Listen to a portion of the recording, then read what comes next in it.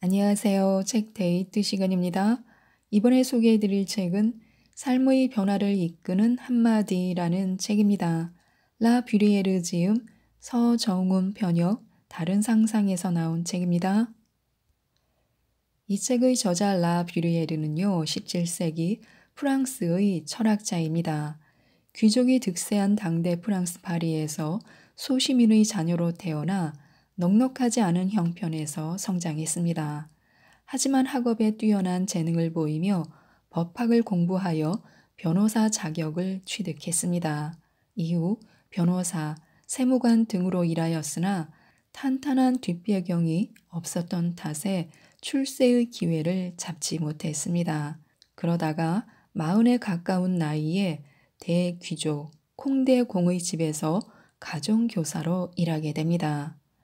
이 책은 오만하고 난폭한 귀족 가문에서 일하며 그들의 나태함과 변덕스러움, 돈과 관습의 폭력에 시달렸던 저자가 자신의 경험과 관찰을 통해 얻은 깨달음을 짧은 글로 기록한 것입니다.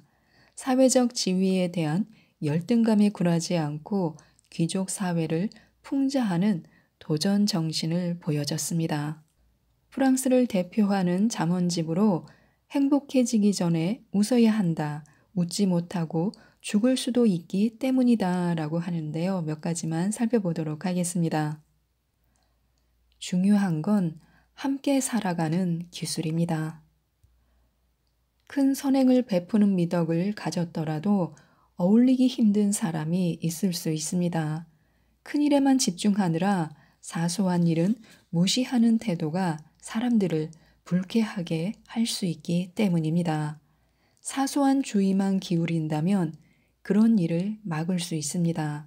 불친절하고 오만한 인간이라는 평가를 받기 위해서는 특별히 해야 할 일이 없는 반면 존경을 받기 위해서는 사소한 일까지도 신경을 써야 하는 것입니다. 예절이 반드시 감사와 정중함, 공정함, 선한 마음을 불러일으키는 것은 아닙니다. 그러나 적어도 그렇게 보이도록 해줍니다.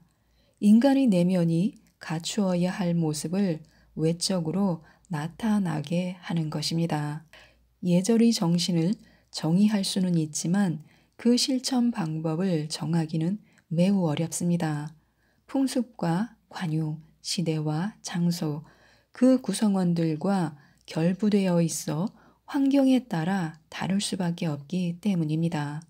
그러나 실천법을 논하지 않고 정신 하나만으로 예절을 판별할 수는 없습니다. 정신은 사람으로 하여금 예절을 모방하여 따르게 하고 이를 통해 스스로를 완성하게 합니다. 반면 재능과 미덕만이 예절보다 위대하며 중요하다고 믿는 사람들이 있습니다. 그러나 예절에서 나오는 세련된 태도와 말씨가 그 사람의 가치를 정하고 상대를 유쾌하게 하는 것은 사실이며 예절 없이 자기 존재의 가치를 유지한다는 건 엄청나게 뛰어난 재능이 아니고서는 불가능한 일입니다. 예절의 정신이란 우리가 말과 태도로 서로를 만족시키는 일종의 행동 지침입니다. 재능 있는 사람들은 서로 알아보고 서로 인정합니다. 따라서 존경받고 싶다면 존경할 만한 인물들과 사귀어야 합니다.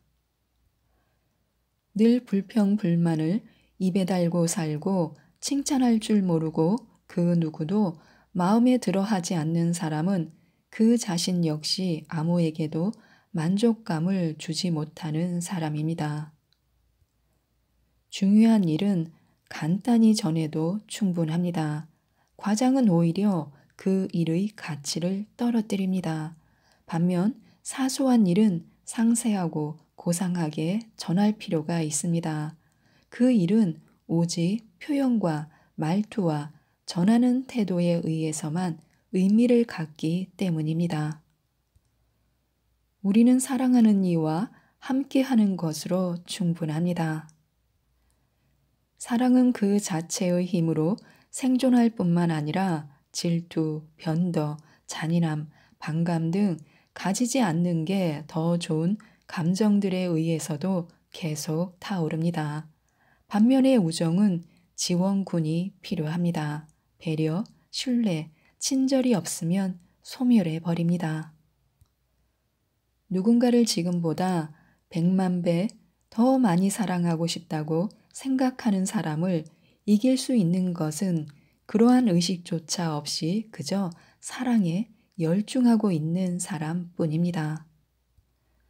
처음에 강렬한 열정에 사로잡혀 사랑에 빠진 남녀는 곧 열정이 사그라들고 결국 서로를 사랑하지 않다는 데에서 마음이 통하게 됩니다. 남녀 중 누가 이 관계의 파탄에 더 기여했는지는 쉽게 결정할 수 없습니다. 여자는 남자가 바람둥이라고 나무라고, 남자는 여자를 변덕스럽다고 책망합니다. 돈 없이 사랑을 한다는 건 슬픈 일입니다. 재산은 사랑하는 일을 기쁘게 하고 더 이상 바랄 게 없을 정도로 행복을 느끼게 해주는 수단이기 때문입니다. 사랑이 영원하지 못한 것은 인간이 유한하고 마음에 한계가 있다는 뚜렷한 증거입니다. 사랑을 하는 이유는 인간이 약하기 때문입니다. 사랑이 식어가는 이유 또한 다른 의미에서 인간이 약하다는 뜻입니다. 사랑이 식어가는 것은 세상을 떠난 이를 단념하며 스스로를 위로하는 일과 비슷합니다. 사람에게는 영원히 울고 영원히 사랑할 만한 힘이 없습니다. 우리는 모두 위대한 보통의 존재들입니다. 대단한 재능을 지닌 사람이라고 해도 죽음에 이르면 누구나 자신의 쓸모없음을 깨닫게 됩니다. 자신이 없어져도 무감한 세계, 자신을 대신할 수많은 사람이 존재하는 세계로부터 떠난다는 걸 알게 되기 때문입니다. 자기가 나서서 타인의 가치를 찾아내는 사람은 없습니다. 남을 탐구하거나 알아볼 여유가 없기 때문입니다. 인간은 자기 자신의 일로 꽉 차 있는 법입니다. 그래서 가치 있는 겸손한 이들이 오랫동안 알려지지 않는 것입니다. 여름과 겨울을 보낼 방이 따로 있는 99칸 집에서 사는 사람이 루브르의 천장 낮은 2층 집에 와서 잔다고 해서 겸손한 마음에서 나온 행동이라고 볼 수는 없습니다. 날씬한 몸매를 유지하기 위해 술을 삼가고 하루 한 끼만 먹는 남자는 절제를 하는 것도 아니고 식이요법을 하는 것도 아닙니다. 만약 가난한 친구 때문에 골치를 썩던 남자가 드디어 그 친구에게 약간의 원조를 해주었다면 그는 돈을 주고 휴식을 산 것이지 인심이 후하다고 할 수는 없습니다. 동기만이 인간 행위의 가치를 결정짓는 것이며 청렴이 거기에 완전함을 부여합니다. 우리는 성공의 이면을 볼 수 있어야 합니다. 두 여인은 같이 자랐고 이웃에서 같은 장사를 했습니다. 똑같은 나이와 처지가 그들을 친밀하게 했습니다. 그런데 훗날 그들의 재산은 하늘과 땅만큼 격차가 벌어졌습니다. 형편이 어려워진 한 여인은 가난으로부터 탈출하기 위해 일자리를 찾았습니다. 운 좋게도 궁정에서 이름 높은 귀부인의 시중을 들게 되었습니다. 그 귀부인은 바로 그 여인과 같이 자란 친구였습니다. 키가 작고 못생기고 이렇다 할 재능도 없는 한 남자를 만났습니다. 사람들이 나에게 나지막히 일러주었습니다. 저 사람은 1년에 5만 리브르나 번답니다. 이건 전적으로 그 사람 개인의 사정이고 그 사실이 내게 좋을 것도 나쁠 것도 없습니다. 그런데 그 얘기를 들은 내가 그를 달리 보기 시작한다면 나는 얼마나 어리석은 사람일까요? 재산을 모으기 위해서는 재치보다 오히려 습관이나 경험이 중요합니다. 사람들은 그것을 너무 늦게 깨닫습니다. 이미 여러 가지 잘못을 저지른 뒤에 겨우 그것을 알았을 때에는 그 잘못을 만회할 만한 시간도 남아있지 않습니다. 큰 부자가 매우 드문 것은 아마도 이 때문일 것입니다. 조그마한 재능밖에 갖지 못한 사람은 그저 앞으로 나아가려고만 합니다. 즉, 그는 모든 것을 제쳐놓은 채 아침부터 밤까지 단 한 가지밖에는 생각하지 않고 밤에도 단 한 가지 일만을 꿈꿉니다. 그것은 바로 전진입니다. 한 남자는 일찍이 소년 시절부터 돈벌이에 투신했습니다. 만약 앞길을 가로막는 정렬의 장애물을 발견하면 당연히 그는 대상의 모습을 관찰하고 빈틈을 살핀 다음 돌아갑니다. 만약 다른 새로운 장애물이 그의 길을 또 막는다면 그는 앞서 갔던 길로 다시 되돌아옵니다. 그는 여러 가지 공경의 성질에 따라 그것을 피하고 다른 길로 돌아갑니다. 이해관계, 습관, 시기 등이 그를 인도해 줍니다. 젊은이들 중에는 가난한 자가 많습니다. 아직 돈벌이를 시작하지 않았거나 재산을 상속받지 못했기 때문입니다. 사람들은 부자가 되는 동시에 노인이 됩니다. 사람이 좋은 것을 모두 가진다는 것은 거의 불가능한 것입니다. 만약 어떤 사람들에게 그런 일이 일어난다고 해도 그들을 부러워할 필요는 없습니다. 오히려 그들은 동정을 받아 마땅할 정도로 죽음과 함께 잃게 될 것을 많이 가졌을 뿐입니다. 쓰는 돈보다 더 많은 돈을 버는 사람이 부자이고 버는 돈보다 더 많이 쓰는 사람이 가난한 사람입니다. 해마다 200만 프랑을 버는 사람이라도 매년 50만 리브르가 필요할 수 있습니다. 눈에 보이는 뻔한 재산일수록 오래가지 못하지만 막대한 재산이라도 금세 바닥날 수 있습니다. 빈곤에 처했을 때의 상황, 그것이야말로 부의 가장 큰 기준입니다.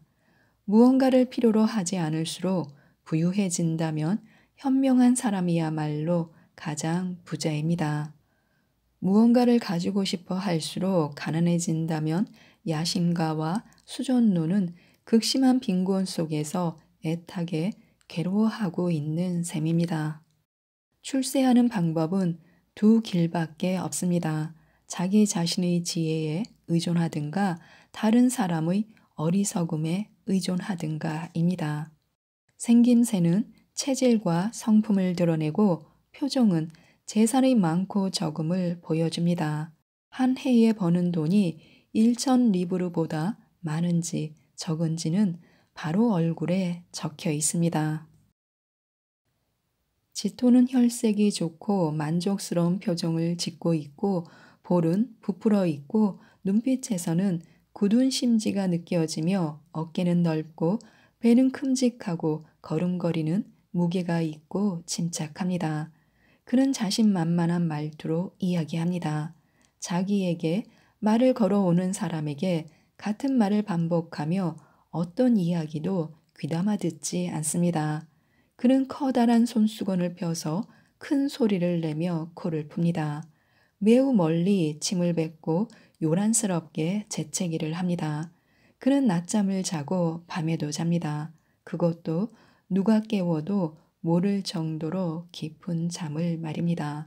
그는 손님 앞에서도 코를 곱니다. 그는 식탁이나 산책길에서도 다른 사람보다 많은 공간을 차지하며 항상 가운데에 자리를 잡습니다. 그가 멈추면 모두가 멈추고 다시 걷기 시작하면 모두가 따라 걷습니다. 모든 사람들이 그를 본받습니다. 그는 다른 사람의 이야기를 가로막고 지적합니다.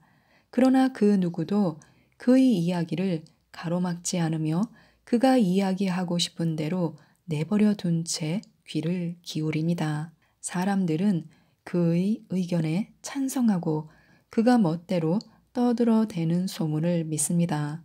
그는 안락 의자에 깊숙이 몸을 파묻고 다리를 꼰 채 눈살을 찌푸리고 다른 사람의 시선을 피하려 모자를 눈밑까지 내려쓰든가 아니면 자존심을 내세우며 거리낌 없는 태도로 모자를 올려 이마를 내보입니다. 그는 쾌활하고 너털 웃음을 지으며 성미가 급하고 오만불손하고 곧잘 화를 내고 제멋대로입니다. 농간을 잘 부리고 시대의 여러 사건에 대한 비밀을 지니고 있습니다. 그는 자기에게 재능과 기지가 있다고 믿고 있습니다. 그는 큰 부자인 것입니다. 반면에 패도는 눈이 쑥 들어가 있고 얼굴빛은 상기되어 있으며 몸은 여위 없고 볼은 푹 패였습니다. 그는 매우 조금만 자는데 그마저도 매우 얕은 잠입니다. 그는 마치 꿈을 꾸듯 건성으로 행동하며 바보 같은 태도를 보입니다. 그는 알고 있는 것도 잘 말하지 못하고 누구보다도 정통한 사건에 대해서조차 제대로 이야기하지 못합니다. 때로 말을 한다 해도 끝까지 멋지게 정리하지 못하고 대화 상대에게 괴로움을 주는 것이 아닌가 생각하여 아주 짧고 몸이 건조하게 말할 뿐입니다. 그는 사람들이 자기 이야기를 귀담아 듣게 하지도 못하며 사람들을 웃기지도 못합니다. 그는 사람들의 이야기에 찬사를 던지고 미소를 보내고 찬성을 합니다. 그들에게 작은 도움이 되고자 뛰어다니고 날아다닙니다. 그는 정중함을 기본 생활 태도로 삼고 아첨을 하고 상대방의 눈치를 살핍니다. 자기가 하는 일에 대해서는 모두 비밀에 붙이고 때로는 거짓말도 합니다. 그는 미신적이고 세심하고 소심합니다. 그는 사뿐히 걷습니다. 마치 땅이 부서질까 겁이 나는 듯이 말입니다. 그는 눈을 내리깔고 걸어가며 길 가는 사람을 감히 쳐다보지 못합니다. 토론에 끼어드는 일 따위는 결코 하지 않고 말하는 사람의 등 뒤에 숨어 거론되는 일들을 살짝 훔쳐 들으며 누구와 눈길이라도 마주치면 도망쳐 버립니다. 그는 공간을 넓게 차지하는 법이 없으며 좌석을 점하는 일도 없습니다. 그는 어깨를 쪼그리고 걸으며 누구의 눈에도 띄지 않으려고 모자를 푹 내렸습니다. 그는 외투 속에 몸을 웅크리고 있어서 애를 쓰지 않아도 눈에도 띄지 않게 다닐 수 있습니다. 만약 누군가가 자리를 권하면 그는 의자 끝에 겨우 공둥이 한쪽을 얹을 뿐입니다. 그는 대화를 나눌 때 목소리를 죽이며 발음도 명확히 하지 못합니다. 그러나 공적인 사건에 대해서는 비교적 자유로운 태도를 취하며 시대에 대해서는 비관론을 펴고 대신이나 내각에 관해서는 그 나름의 전망을 합니다. 그는 대답하기 위해서만 입을 엽니다. 모자로 얼굴을 가리고 기침을 하든가 코를 풀며 거의 자기 발등에 떨어지게 침을 뱉습니다.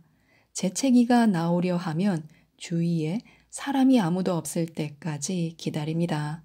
갑작스레 재채기가 나오면 같이 있는 사람도 알아채지 못하게 조용히 해치웁니다.